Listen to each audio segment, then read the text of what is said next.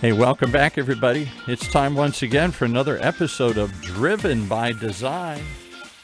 The one show, maybe the only show that shows you the future of cars and car design, one conversation at a time, with the man who seems to know everybody in this field, our custom car designer himself here, Brian Thompson. Welcome, sir. Hello, hello. Hi, everybody. Really special day today. We have been doing the show on the road for the last couple of months. I've been traveling all over the country painting and being inspired by different climates and lights. And so today I come to you from Florida, Miami, Florida, to be specific, down with the Cubanos. But our guest, who I'm very excited to have on the show, is Chris Brown. Not that Chris Brown. He's a lot nicer. Chris Brown, the car designer. Chris Brown is not only a car customizer, car designer, which I'm really excited to break that down and unpack that. But also he's one of the and a former curators of the Petersen Automotive Museum. Anybody who loves cars will know the Petersen in Los Angeles, as they have one of the most unique collections on the planet, including a golden DeLorean in the basement. Welcome to the show, Chris. Hey, thank you. I'm glad to be here. I love that. As my grandma would just say, I'm just proud to be here. That's right, man. I want to dive right into it. These are quick shows, so I really want to get into it. But let's kick it off with you. So you are a car designer, such as myself, and you address and work in a very unique side of the field, which is car customization. One of the things I'd love people to understand about that is the difference in the two jobs. One, car designers typically work at a car company, and they'll create something for a new market for mass production. But a car customizer will take something and can make something totally different from it. And why don't we start a bit and tell us about what your business does and what's its objective and who's your audience? Well, my audience is really anybody who has the wherewithal to design and build the car of their dreams. We tend to do a lot of American classics. That seems to be the bulk of what I do. But I love all kinds of cars from all over the world, so I'm always open to new things. What I do is I take a look at the car and try to figure out what the essence of that design was from when it was originally designed, and then find ways to enhance that design that not only complement it, but maybe we get rid of some of the things that were done for production reasons that maybe the design staff didn't necessarily want to do, but had to, because that happens a lot.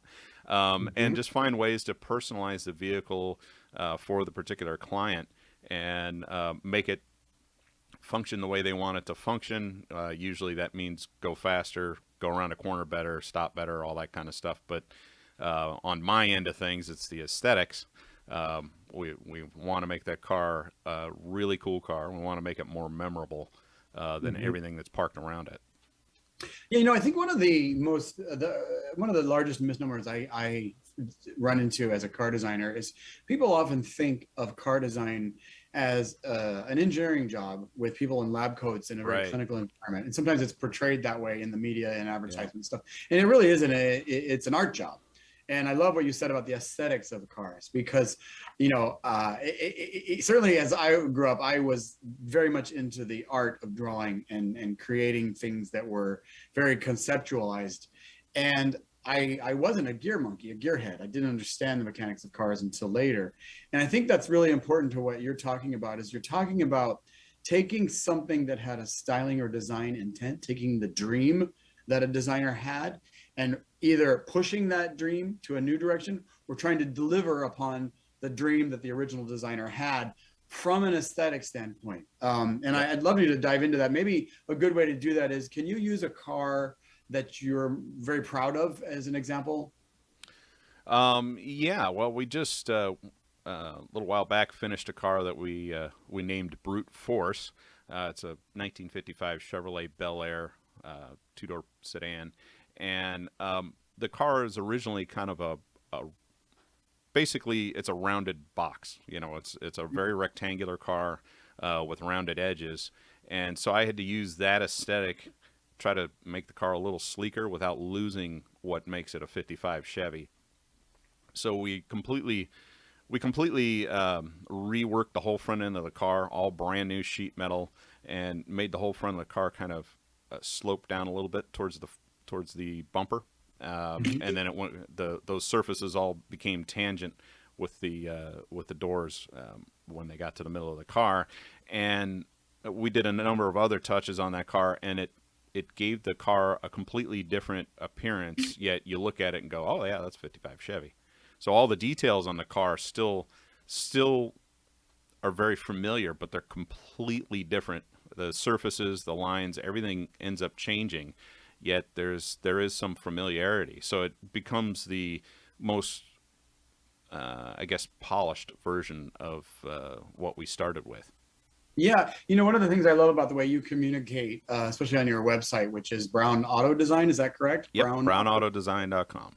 Like the color. For those you want to go check it out while we're talking, I'll also have some visuals up here when we edit this video together. And there's a great video of that car on there too that my friend Scott Council put together for us. Encourage people to watch it. And one of the things I love about the way you communicate is there's a nice drawing that lays out the original gesture of the vehicle and how you've adjusted that. And that really tells the story of a lot of what car design is about. It's really about getting a stance, a proportion, a mood, a feeling, all these things that the mechanicals of the car live inside of. But you take it a step further where you also design the mechanicals. And I really wanted to talk about that a bit, because I love something as let's say forgotten as the mufflers or the exhaust pipes on the underside of the car, which doesn't get seen. You've actually addressed those, and you've done beautiful, I would assume, hand finishing work here, so that shape just flows out of the pipe into, is that the muffler? And then back into the pipe again. So I think that's a really unique thing that you do, because a lot of sort of for production design, that part of the car is often, left to the engineers. Yeah, so to speak. It's functional, no form, just function. Just function, yeah. Form literally follows function. And what I love that you've retained the function, but you've elevated it. Maybe get a bit into that, because a lot of our audience are people who are artistic or are interested in this field, but don't really know where to get into it. And I think they can be discouraged if they find out that, I'm an artist, not a mechanical guy, and they think they're going into the wrong kind of field. But you've merged both. Can you talk a bit about your sort of interest in those details? Well, on this particular car, the client, Bob Matrenga, he wanted everything on the car to be unique and one of a kind. So there's literally nothing on the car that wasn't either made from scratch or modified, other than maybe the spark plugs. I mean, everything, even the tires have been modified. So when it came to something like the exhaust, we looked at it and went, okay, how could we make this beautiful? Well, we're going to hand make it all out of stainless and polish it anyway, which is kind of the standard thing for a car at this level. But what could we do to take it one step beyond? Well, I look at every part. The muffler is a component. You kind of need to have that, otherwise the car gets a little bit too loud. And went, okay, well, how can we make this really interesting? We can, a standard muffler, the way they're welded together and everything, they get kind of lumpy, even the nicest ones. So I said, well, what if we took tubing, the same exhaust tubing, and made the muffler seamlessly blend into the rest of the exhaust pipe? In the exhaust system. So we made our own baffles inside and that sort of thing, and welded it all together, and now it's just this super sleek shape. So it's something that most people go, why would you spend your time doing that? But in this case, I had the freedom to design that, and I took it. Yeah, and I love that. I mean, I think that's, if this car were to fly, which, it almost looks like it could do, you would spend a long time looking at the underside of the car just for the wonder of it, right? In my crazy career, I've worked on, Blue Origin capsule type things. Actually, I did some early sketches for Blue Origin. And one of the first things that I remember having was an epiphany is that in space, there is no up and down. So you got to design the underside of everything, because that will eventually be the upper side. Oh, yeah, that's a good point. Yeah, definitely. Yeah, and I love the way you've addressed that in your work.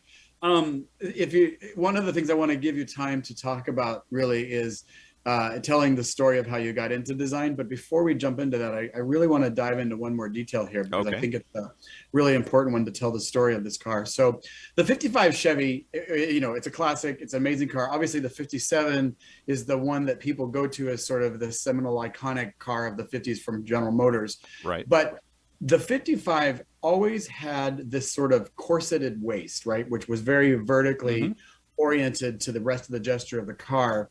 And what I've noticed that you've done is you've kept that cinched waist, but Yep. you've just shifted the posture of it so that it leans in to the gesture. And I think I love it so much, it gives me the chills when I look at it. Can you talk about how you did that and why you did that? Sure. Yeah. Back then, when that car was designed in the 50s, they called that the sweetheart dip. Kind of a corny name, but that's what they called it. And the side trim on a 55 Chevy, there's a vertical component to it and a horizontal piece. And the vertical part leans the opposite of the way we did it. We wanted to make the car sleeker, so we leaned it forward. And to facilitate it mating to the car properly at the top, we actually had to cut out the little piece, the little valley at the top of that, and swap it one side of the car for the other to get the angle just right. Oh, it's kind of to genius. get that to fit. Yeah, Yes. yeah. So it was, we took the side trim, the overall look and feel of 55 Chevy side trim, but we completely changed it and then added a second finish to it, and really made a dramatic statement with it. Yeah, and it's one of those things where, if you know 50s cars, you look at it and you go, okay, I recognize the year of this car, but wait a minute, something is different. And it really takes a moment to sort of spend some time with the car and be like, oh, that's what she did. Like, Yep. she totally changed it. And it's like, I just love these little surprises that you did. Yeah, that car has got a million of those little Easter eggs hidden throughout the car. I mean, there's when I presented the car at the first event we went to, it took me 45 minutes to get through the whole list of all the stuff we did to it. I can imagine. And I didn't take a breath. So it was time for that. Right, exactly. The chassis alone could be its own design. And it's funny because I think of these cars now, which have, they've maybe hit their peak classicdom, but like this was Greg Brady's car, right? This is the jalopy that he brought home, not the specific model. He had a 55 or 56, maybe it was a 56, but very similar. And at the time, it was the laughing stock of the Brady Bunch family, right? But it was a 20-year-old used car. Exactly, it was just a used car. But I think my takeaway from that is good design is always good design, and even if it's not appreciated in its context, it one day will be. Absolutely. And this is a great example of that. I want to give you some time to really dive in a bit about your story, because part of the show is about inspiring people to do things that they may be afraid to do but have a passion for. And you've had a very circuitous route, if I can say that, a scenic route into design. And I feel like you've really created your own job. Can you talk a bit how you got into doing these cars and others? Sure.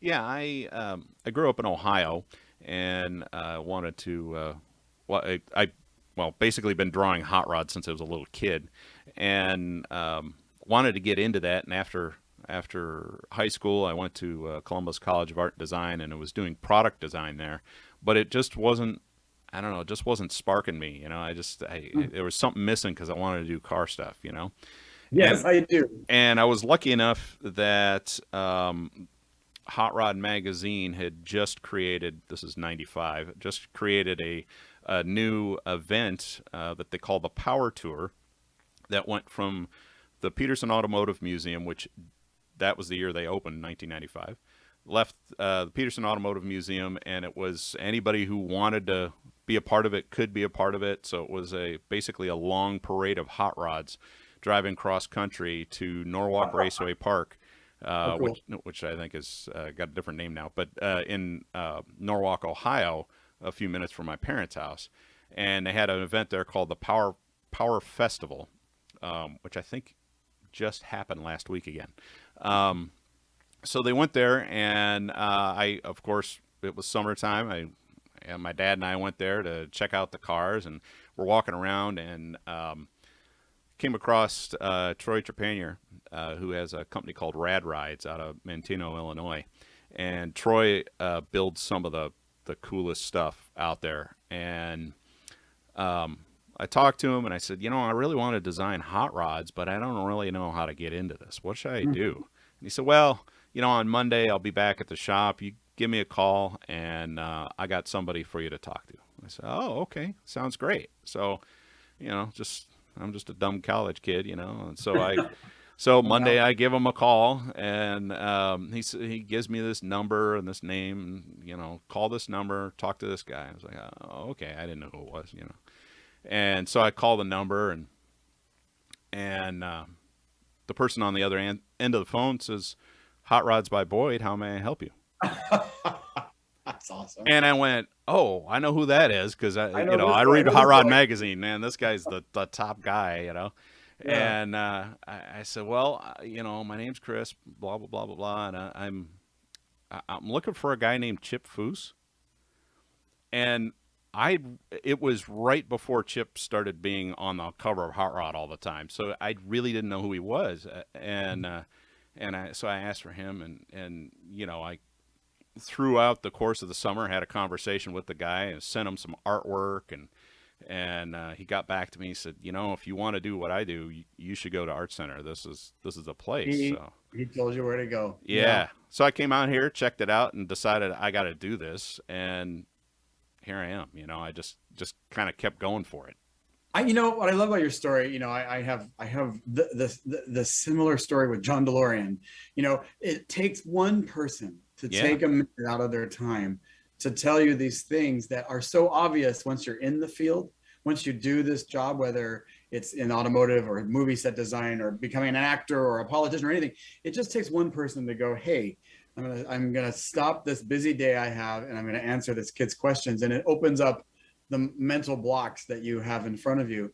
And I love your story because that's what happened for you. Well, you gotta, opportunity doesn't happen if you don't put yourself out there in front of people who could make it happen.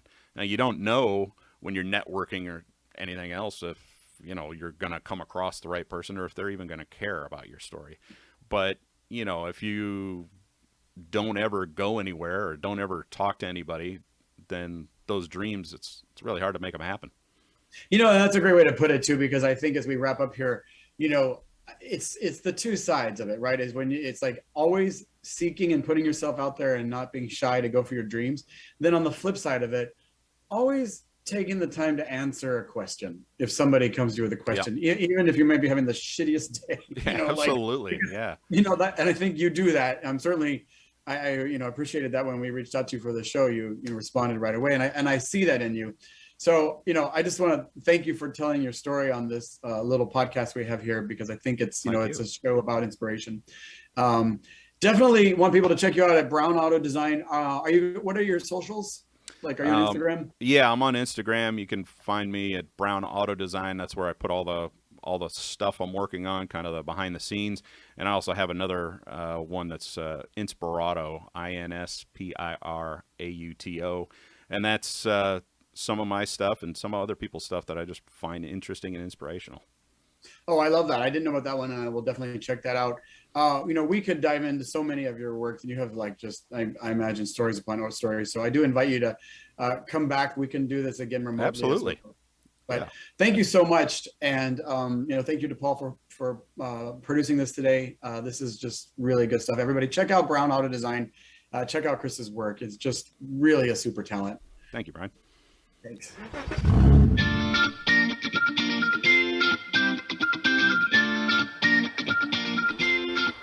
Well, there you have it. Another reason to tune in each and every time to Driven by Design. The one show that gets you in the head of the designers out there. What are they thinking? Where are they going? Where's this whole thing heading? Right here in Orange County's only community radio station, OCTalkRadio.net.